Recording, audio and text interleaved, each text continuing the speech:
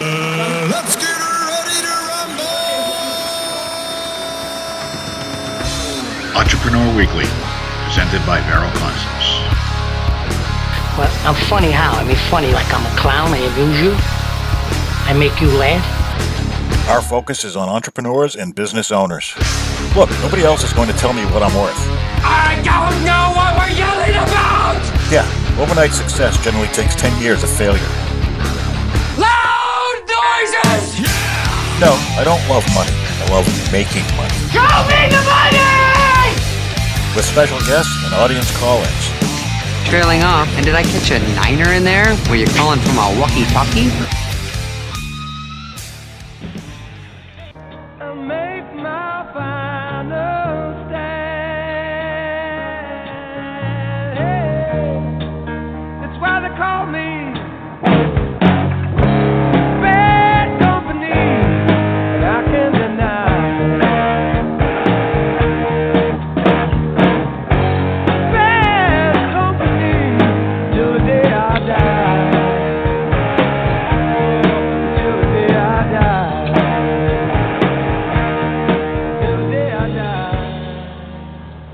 Welcome to Entrepreneur Weekly, Episode 2. My name is Keith from Vero Concepts.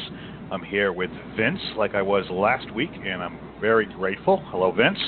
Where? Oh, I'm here. Well, it's if you haven't quite guessed, this week's episode is about, bad companies. And big thanks to Paul Rogers for letting me borrow that 30-second clip. Oh, yeah. So, businesses. The stats are staggering as to how and why so many businesses fail, and that's our topic of the week. Why do most businesses fail? And there's a litany of excuses or reasons, everything from poor funding and planning to just not doing your research, location, process. I mean, the list goes on and on. But for the most part, all that would really be solved with just a few not easy, but time-consuming steps when you get started. I mean, I know many businesses that you look at, they pop up around town, and you look at them like, wow, that's brilliant. Why didn't I think of that? And then 2 years later, they're gone. And, you see the owner out and around and say, oh, why'd you not make it? What happened? I started and I didn't have the funding I needed. Well, didn't you know that before you started? Vince, we've been around small business for quite a long time. I'm probably not assuming wrong that this is not an unfamiliar territory with small businesses. Not at all. And like Keith said, the steps aren't necessarily easy because they may be time consuming or, hard to do. But they're simple. They're very simple. Have a plan. Revise the plan. Make sure you cover everything. If you learn something new, add it to the plan. And the difficulty that I could, we have both spoken to businesses and said, you really need to do this. And they ignored us. And then they went out of business. And but why do you think they ignore? Why? I mean, we've both done it. We've both done consulting. We've both run across, hey, look, you need to do this. Why don't they? Some of that is a case of the urgent crowding out the important. It's like, well, yeah, I should have a written plan, but I got this thing, and then it's going to be a delivery in a half an hour, and I got this other thing, and the loading dock is on fire, and there is always something that you can use as an excuse not to do what you need to do. And it's really just that simple. Somebody will say, well, yeah, that sounds really... It's like when I would talk to people about different ideas for being found on the internet, They got a little local business. I do a quick Google check, and I say, I could put you at number one in Google for this particular niche in this particular location with no sweat, but it would cost you money. And they say, that's a great idea. I can't afford that.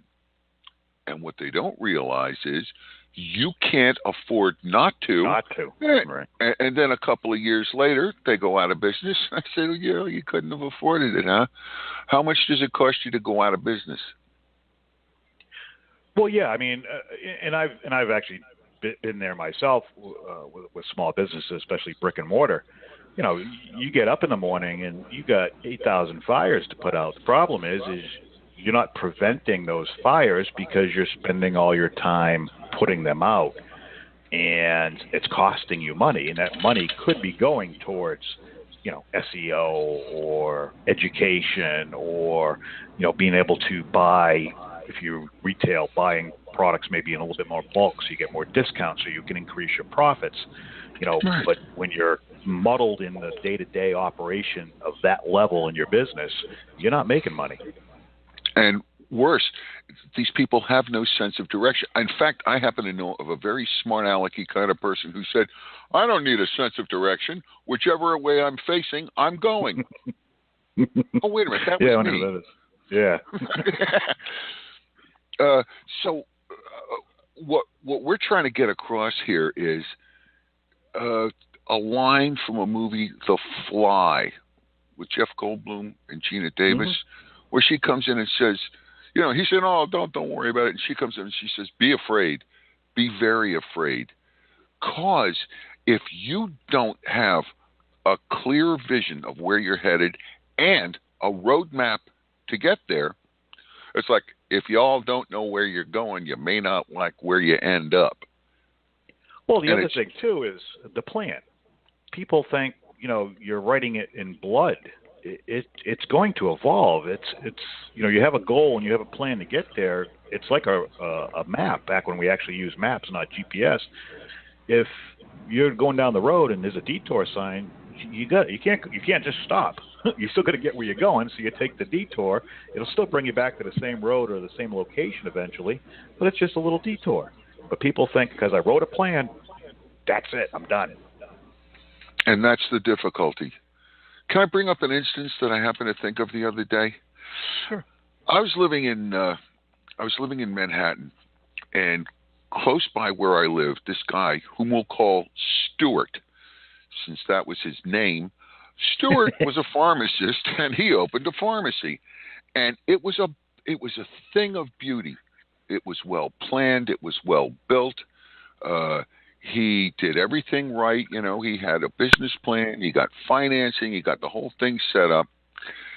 And a few months after it opened, one of the other business tenants in the building was having some financial difficulties. So he set his business on fire, and it ended up burning down the whole building. So my friend Stuart, who had a wonderful plan to get started, hadn't planned on this. And I don't know for sure, but I'm guessing he didn't rewrite his plan, because he managed to get himself rebuilt and restarted and all this other stuff. But I could just tell from the expression on his face, because we became friends, that he had a lot of financial pressure on him. And I'm assuming it was additional debt service to rebuild the business because his insurance didn't cover all of it. And he managed to stay open for a few more years, but he finally had to close shop. And it was because, I believe, he did not redo his business plan to take in this new thing and to look at other alternatives for income, because all he was doing was making sure his shelves were stocked, making sure he filled prescriptions. In other words, did everything like a regular pharmacy would do, that didn't have an extraordinary weight on its back, financial burden, and it eventually took him down. And that was a real shame, because he was a great pharmacist, but he wasn't a great businessman. Well, I think we run into that a lot. People that are great at something doesn't necessarily mean that they're a business guru. I could be the greatest carpenter in the world, which, for the record, I couldn't build a birdhouse. But if I was, that doesn't mean that I can go start my own business and be successful at it. And it does happen. There's trades that, are very successful, mainly probably through shit luck. But they, for the most part, are people that are very good at, very talented at what they do, but they are not business people. They don't know how to quote. They don't know how to price things out. At the end of the day, if they did the math, they're probably making $15 an hour, as opposed to right if they actually did their numbers and knew exactly where they were, what they needed to charge overhead and burden and all those other things. That's just you try to explain it to them, because I have worked with contractors, and it's just they don't get it. What about the gas costs to get to the location? What about insurances? Is all that figured into your cost, or are you just trying to make a dollar amount? And I'm sure they don't get it. I'm sure Keith and I have both seen that expression on their face when their eyes kind of glaze over and their eyes start shifting back and forth. It's like, I don't know what the hell any of this stuff is. I just want to do this work. Yeah, sweat dripping down, the veins popping out. I know, and you look at them, and your heart goes out to them in one sense, and in another sense, you're going, your business is dying and you don't even know it. And if I were to say that to you, oh, you're just being negative, or you don't like me, or it's like, no, you're setting yourself up for failure, because you're failing to recognize that if you don't have a plan, if you don't have a roadmap, you're going to end up in a dead end and no way to get out. Yeah, and all it's going to take is one catastrophe, one obstacle, and you're done. Yeah. I have a friend.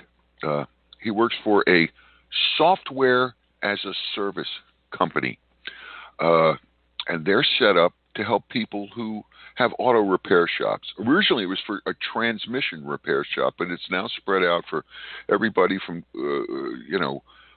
custom car, repairs and designed for classic cars and all this other stuff.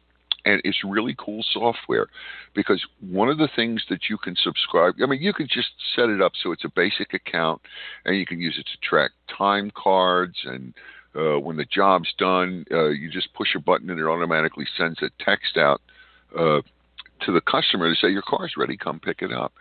But the deluxe version of this software has what's known as a profit index factor. It's all the accounting, wonky kind of stuff where you plug in the cost of the parts, you plug in the amount of time, and it figures out this is what you should be charging for that job. It does it all for you. That's an estimating software. That's exactly what it is. And not only that, it's an estimating software that can work across several locations, according to the specific types of parts that you need, the type of work that's being done. And it can tell you, this is how you get from just barely, okay, I can make payroll this month, to I got enough money, I can open a new location, I can franchise this, I can build a whole new building, and I'll be able to afford it. In other words, it does all this stuff that, okay, auto repair, but you don't know accounting, you don't know different social media where you can advertise your business, bring in new business, get people to spread word about your business by word of mouth, by giving them incentives. It's got all that stuff built in. And what we're looking to do, what Keith and I want for those of you who are listening to this, is to become aware of two things. One, if you don't have a plan and you don't have people around you, in terms of a community or in terms of a network of other business owners, life and the pace at which things are changing is going to catch up with you, and you're going to end up in a lot of trouble. No, okay? Absolutely. I mean, the biggest things that people tend to forget is they think they're alone. It's up to you to do the work. I mean, no matter how you slice it, it's your business. Nobody's going to care about it and love it and treat it with respect, hopefully, than you. But at the same time, and I've been there, I've joined the Chamber of Commerce. I've actually even went to a couple B&I meetings, which I didn't like, only because it was a very culty mentality. But you get to network with like-minded people who are also entrepreneurs that are looking for ways to promote their business. Now, granted, a lot of them are you probably know a lot more than they do. However, there are a lot of very, very successful business owners that are involved in these things, and their advice is paramount. You just have to ask, but nobody asks. I don't get it. Yeah, and what's also interesting about things like BNI or Chamber of Commerce is, yes, you may actually meet your competition there, but you're also going to meet a lot of other people in businesses that could complement. And I don't mean just, you have such a wonderful, not that kind of a compliment. They will complete So that's nice you. to hear, though. Oh, yeah, always nice to hear. But what's more important is, are you going to hook up with people who have skill sets that you absolutely must take advantage of if you're going to be an overall success, you know? Yeah. I've met my accountant through the Chamber of Commerce, and I've had him for 8 years now. Granted, I do my day-to-day books and everything else, but at the end of the year, I give him my QuickBooks file, and he goes through and says, okay, you screwed this up, this is good, this screwed this, blah, blah, blah. But I would have never met him, and he saved me a ton of time, because during the course of a year, I know I don't have to worry about it. I do what I'm supposed to do. He helps set things up for me. He actually creates accounts for me in QuickBooks. All I got to do is create invoices and receive payments. And you just plug in the numbers. And it's such a huge, with all the things you have to worry about in business, something like that where I know I met a contact, and it costs me money. It's not something I can, he's doing for free. But that money is nominal once a year in comparison to me stressing about it for 364 days. Exactly. And one thing that was inspired by the intro for this particular program is I'd like you to talk more about working with musicians, with bands, with artists, and because these are the people who are least likely to be business-minded, right? But who must treat their work as a business. Yeah, it's I've worked with probably 15, 20, everybody from local bands to bigger names, and it's all the same. They're all artists, and I can very much appreciate that, because I don't have a single ounce of musical talent within me. But the people that do, that's their passion. That's all they care about, is getting heard, being able to play out, people enjoying their music. The money is kind of secondary, even though it is the most important thing, because it allows you to continue to do what it is that you love to do. You obviously have to make money at it. But when it comes to the music industry, just like any other industry that's out there, there's a lot of pitfalls. These guys are trying to make money by going out. In venues, it's not like it was when we were growing up. Venue owners now, they'll book like 5 bands. They'll print out tickets, or even the promoter will print out tickets, and they make the bands go sell them so they can play. So if you do that with every venue twice a month, you're hitting your friends up twice a month to go out and buy tickets so that you could be allowed to play, and that's technically your money for the show. And venue owners take no responsibility for marketing at all, and it's all on the bands. So it ends up being 5 bands on a night playing to each other and their girlfriends. And another It's thing crazy. that I've heard, it's not business minded at all, from some people, because I've got friends on Facebook who are still, I've known them since I was a teenager, and they're still out making music.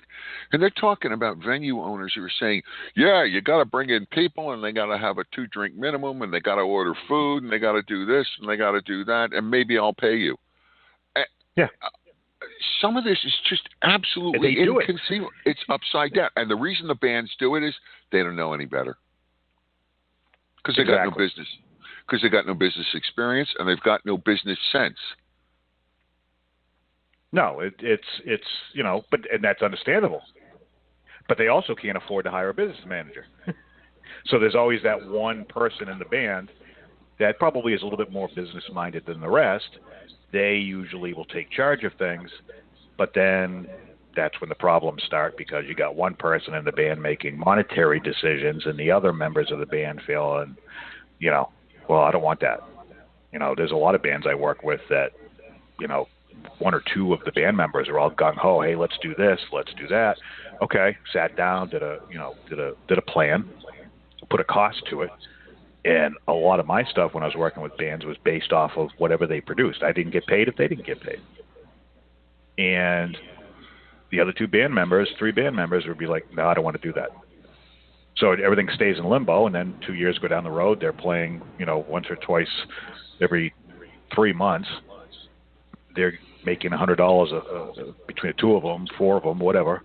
And then they get frustrated, they give up, the industry sucks, let's start another project. But that's essentially how it goes. And I think what's been missing, not only the business side of it, is with that industry, it's changing. You're not merely making money for your music anymore. You're making money you're supposed to be making money off of going to shows, touring, and merch, and putting together different product compilations of DVD and video and merch all combined in a package, starting a membership-based site where you have a feverish group of fans where you are specifically interacting with those fans, special promotions, all those kinds of things is where you make your money, not actually the music helps bring, they're like loss leaders, they help bring the people in. Oh, sure, because, it's one thing to just play a gig and go, okay, and we're next, we're going to be at this other venue on the 19th, and, come see us there. It's compared to a group that shows up, they have what's known as BOR, back of the room. They've got T-shirts, they've got merchandise, they've got hats, they've got a website. You can join a membership thing. You can get different types of tie-ins. I mean, they're really thinking about this as an entire brand, not just a band. Exactly. And they're doing it right. I had, for example, it was two bands that I was working with, and one of them I could not get. They're like, oh, we don't make any money at shows. Well, do you sell anything? No. Okay, well, that's probably a good indication as to why. Yeah, and that doesn't include the marijuana that you sell out in the back of the car, but, when you're taking a break. that's gas money. But, in the other band, they said, oh, we really want to sell T-shirts. Our fans are always asking us for T-shirts, but we don't have the upfront cash, because you never know. You got different sizes and different styles and different colors. And so what I did is I said, look, how about this? I'll front you T-shirts. Let's do 2 dozen. It's not a big amount. Let's do 2 dozen. I'll print them. We'll pick various sizes. Whatever sells, whatever doesn't. I gave them the price of what I wanted for a price. And they said, well, we don't have the money. I said, no, don't worry about it. I will front it. When you sell the first X amount that reaches up to the dollar amount that I was going to charge them, that goes to me. Everything else goes to you.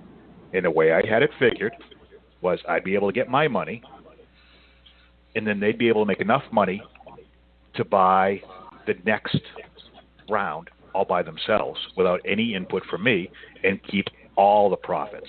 So within 2 rounds of T-shirts, of just 24, we're not talking a ton of T-shirts, they were actually be able to generate, an additional $200 per show. And they did it through, imagination, coming up with the idea of, hey, look, I'll front them to you. And the other band didn't want to do that. Oh, what if we got stuck with all these leftover sizes? And so what? So what? I'm fronting them. I'm the one who's going to eat them. They just didn't get it. So that's the difference between a band that's business-minded and a band that isn't business-minded. And that also reminds me of something I mentioned in the first show, is that what is money? Money is whatever you and I agree that it is. It isn't, all right, we need the money for the T-shirts. You pay me the money, I get you the T-shirts. It's like, no, I'll front you the T-shirts. The first, however much it takes for you to pay it back. Then you pay it back. The rest you keep, and then everything after that, it's all income for you, less the cost of the T-shirts. And I think one of the difficulties is, and this is peculiarly true of people who are creative, they don't get creative about money. They don't get creative about planning, and they don't get creative about execution. You know? I agree. And it's so tough. All right, look, one point that I really wanted to discuss today is the Industrial Revolution. Yes, the good old days. Yeah, well, this is actually the short version. 1776, we in America remember, because that was the beginning of our American Revolution. But what people don't realize is just within a year or two of that, the Industrial Revolution began. There was a guy in England who came up with this thing for carding cotton, to take, raw cotton balls, they got the seeds in them and all that, and you feed them into this steam-powered machine, and out the other end came a continuous long thread of cotton.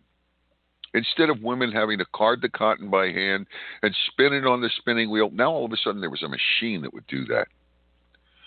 And that led to the mass production of cotton fabric in England that just, they were the heart of the Industrial Revolution. And at the same time, a man named James Watt came up with another kind of steam engine to pump water out of mines. You're mining copper or tin, and he came up with this steam engine to pump the water out so you could keep mining without the miners drowning. And this was all around 1776. Now, you jump forward 50 years or so, and from that came Robert Fulton and his steamboat, and the beginnings of the steam-powered railroad, and absolute dominance of Manchester, England, as being a place producing cotton fabric, and from that, other types of mass production, which meant mass employment. Now, the reason this is so important is, previous to that, if you were in a business, chances are your father was in that business and his father before him, and you always did business the same way. You were either on the farm or the ranch, or if you were living in town or in the city, then you had a little shop and you did your business that way, or you were in service to other, you were a servant. Right. And this was basically the way you made a living. But starting with the Industrial Revolution came the opportunity for millions of people with minimal education to go out and make a living. And when I say make a living, enough money that you could buy a house, put your kids through private school, retire with some dignity, maybe even with a little boat to go fishing, right? Yep. And this was true all the way up through, into the 20th century, when Henry Ford came up with the assembly line. And you could employ millions of people who were making lots of money, and everybody was living the good life. And then came the 60s and the beginnings of things like the solid-state computer and different types of computer networks and different types of automation. And gradually, all those jobs that you could, I call a sixth grade my senior year, all of a sudden, if that's your level of education, those jobs began to evaporate. Right. And at the same time, this was just before the internet got started, you began seeing what's known as networking. It's what yuppies used to do. You remember yuppies? They ran around with those big brick phones, and they call each other convertible BMWs. Right. And they call each other on their phones, and they dream up a business in like 5 minutes and call 6 other people, and bang, they were in business. An old way of doing things has almost completely evaporated, because now we're in the 21st century. And now what's ironic is old cottage industries can now go international. I have a friend. He lives out in California. He does woodworking, but he also makes these little carved wooden objects, which he can sell on a website called Etsy. It's for handcrafted stuff, and he can reach an international market. And the point here is this. You can't, it used to be, if you got, an education, you graduated from high school, you graduated from college, that education was good for the rest of your life, and you didn't have to worry about it anymore. Now, if you want to be successful in the world, you must commit to lifelong education. I agree, and that's 100%. Absolutely vital. I'll give you an example. I made my first website. Actually, it was just a web page in 1997. I started out, I didn't know a thing about HTML, but I played with it, and then boom, it worked, and it worked great.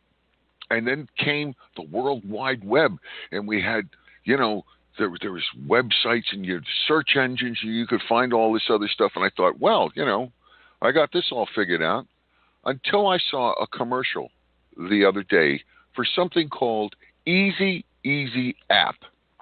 And as I'm watching this commercial, it was directed at business owners, and the guy in the commercial who's doing the voiceover said something that just scared the wits out of me. He said, "You don't need a website. All you need is an app." I thought, oh my God. Mm-hmm. We've had 20 years of websites, and now all of a sudden websites are passé. Now, that's not actually true. Well, but it will. No, but it could be. It could be. It's a reality because everybody is connected through smartphones and tablets. To sit there and think that the website is an end-all, be-all, it's short-sighted because, you could put create an app, and if you make an update, it immediately goes to that app, and every person that's downloaded it has access to it. And the stigma around creating apps and the cost involved, even up to a year ago, is changing drastically. I mean, shit, I used to be in the website designing business. I don't do it anymore. I do it for myself and a few select clients. It's between Wix and all these other places. There's no point in it. Everybody and their brother thing. I mean, granted, getting a good, in-depth website for a huge company is one thing, as opposed to a small business that's using it as a brochure. But for the most part, most people could do it on their own now. So sure, things are changing drastically. They're all cool kinds of they're templates, and you can just drop graphics in, and there's a certain amount of artificial intelligence behind how you build these websites so that you don't have to really know how to do all this stuff. You just make it look visually appealing, and it works because all the stuff that's behind it, all the coding and all that stuff has been figured out by an expert system to make sure that your little 5-page website all interconnects and it all works, and it's got SEO value and all this other stuff because really bright people broke this down into little steps that all work. They all hang together. It's all been tested and proven. Yeah, and it's, and again, if you don't have a plan that's fluid, that you're willing and not so egotistical that you aren't, refuse to go back and change anything, you have to constantly, daily almost, be adapting to the changes because those changes are happening now, and as a business owner, you have to embrace it and actually look forward to the challenge because with challenge comes opportunity. Yeah, and in some cases, those changes happened 5 minutes ago, and you missed it. You don't even know it until it slaps you in the face. Right, because your competition was paying attention, and you weren't. And that gets back to this whole thing of just doing stuff the way you did it. It's the idea of rocking horse entrepreneurship. You got a lot of motion. There's lots of things happening, and you're busy, and you're running around, and you're putting out fires, and it's a lot of motion, but you're making zero progress. And if you're not making progress, you're going backwards. Yeah, you're falling behind so fast. People think, a lot of people think that, when you own a business, it's glamorous. Yeah, maybe eventually, but for a long time, actually, especially while you're growing it, it's not glamorous. There's so many things that are changing on a daily basis that you have to pay attention to, and technology and change in general is crucial to pay attention to and to educate yourself on, whether it be new businesses moving in, new regulations, you name it. Things are changing, and God forbid you don't update your plans, because next thing you know, you can't understand why the new business that just started down the street is killing you, and nobody's coming in your location. And what's most interesting to me, for example, is some of the stuff that you thought was just fundamental can change. Like back when I was working as a freelance writer, one of the things I always asked a client was, how do you want the copyright to read?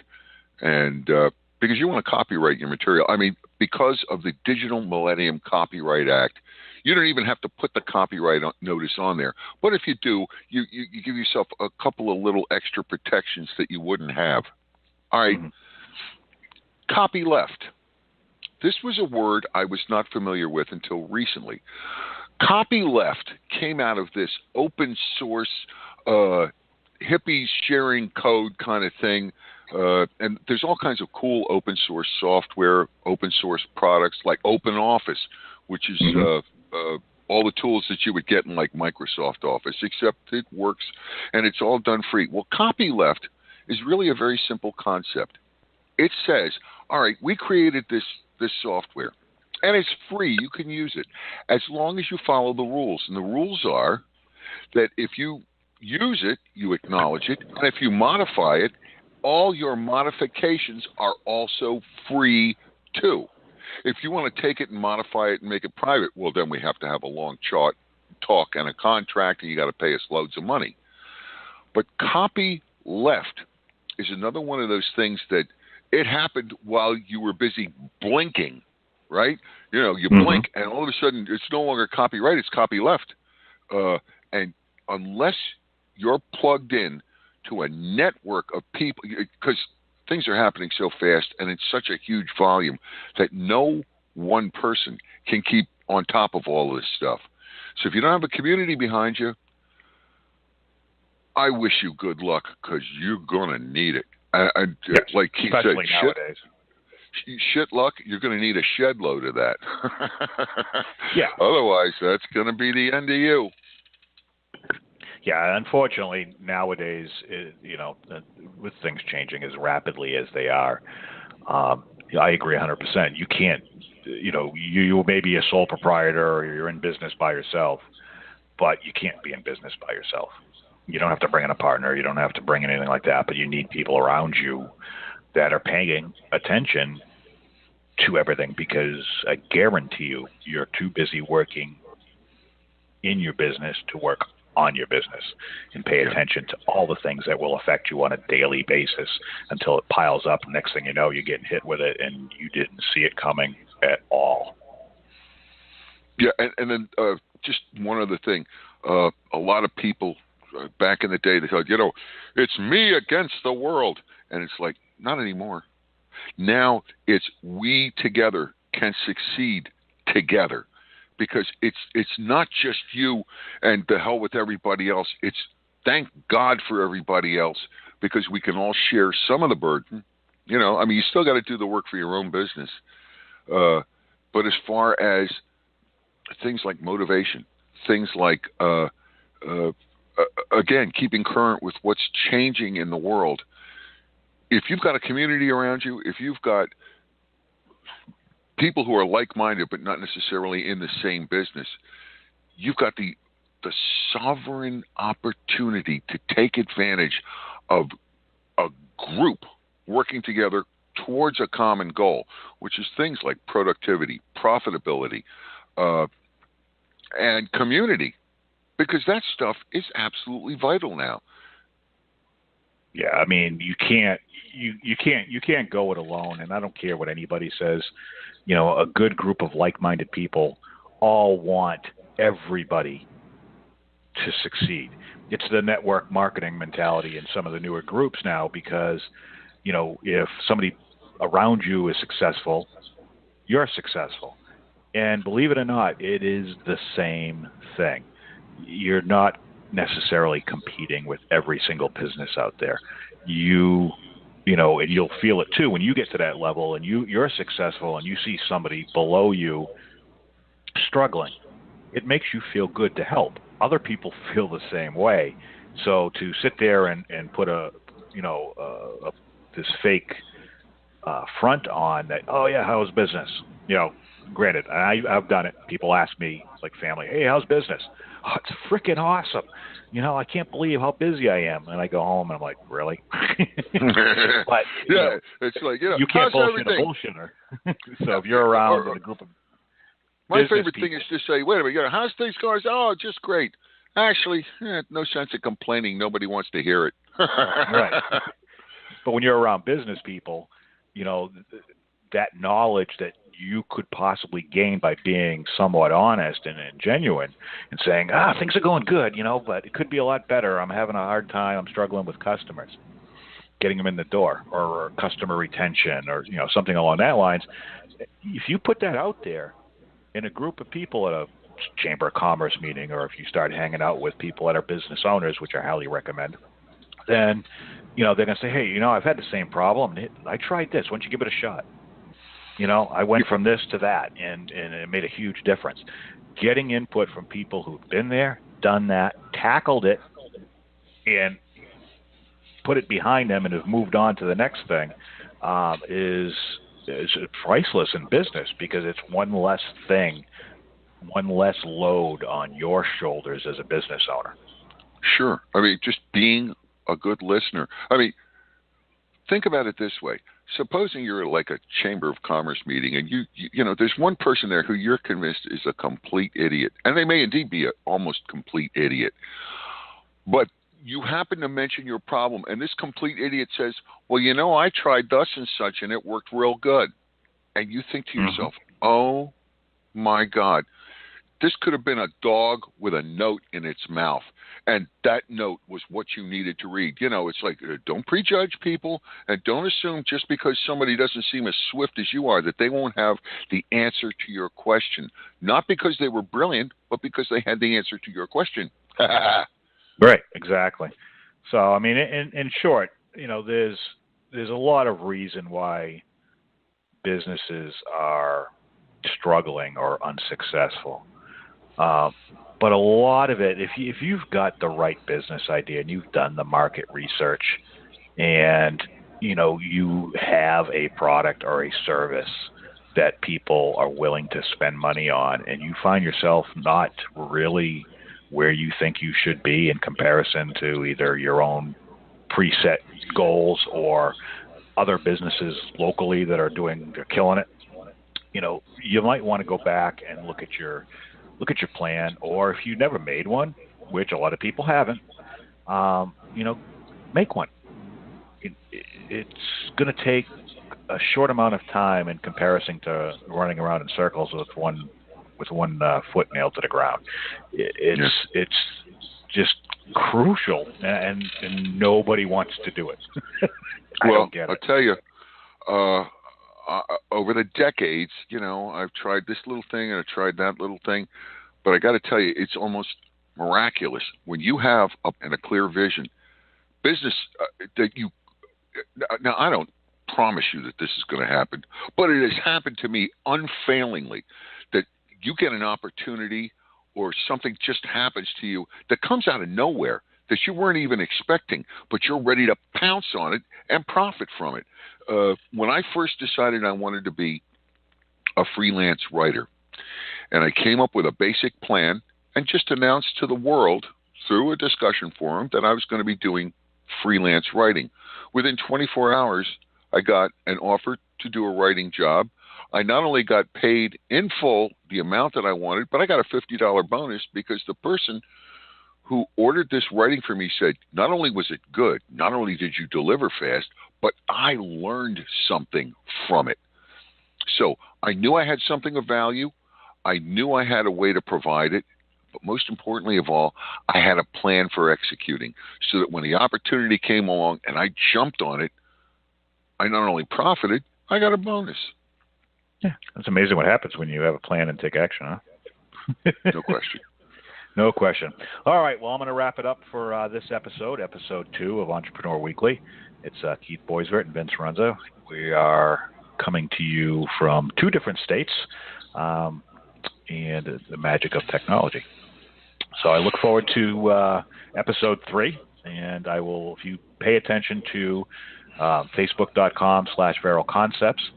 You will see, or even if you follow us here on Blog Talk Radio, we'll let you know what the next episode's going to be. We're looking forward to doing some call-ins pretty soon, and also interviewing some business owners, and hopefully gaining some insight and knowledge into not only their successes but also their failures, because I believe you can learn just as much from that. And I just got to tell you, Keith, I think you're doing a wonderful job, despite the things that people say about you on Facebook. And they say a lot. I say a lot about myself. But yeah, I know it's exciting to be back working with small businesses and entrepreneurs.